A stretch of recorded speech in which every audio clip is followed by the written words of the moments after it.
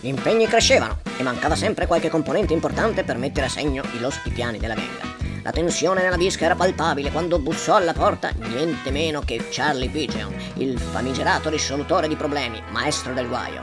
Charlie era come un fantasma, sempre lì quando c'era bisogno di lui, ma mai abbastanza vicino da poterlo toccare.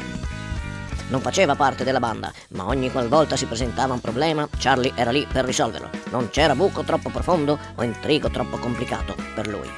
Ma c'è di più. Una sera, durante una riunione segreta, si presentò un volto molto conosciuto nella mala, presentandosi con il nome di Sonny Breast, ma tutti sapevano il suo vero nome, Tetta.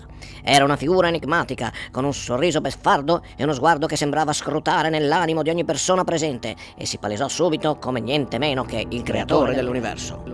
Il Tetta era il più profondo conoscitore della realtà underground della zona e, in contatto con tutti i malviventi della zona, ideò un progetto sensazionale che chiamò appunto Universo. Il suo progetto consisteva in una serie di eventi in cui tutti i presenti avrebbero dovuto fingersi musicisti. Era una mossa geniale, perché più si riempiva il palco, più si svuotavano le platee. Così la gang avrebbe avuto la libertà di agire indisturbata nel sottobosco criminale.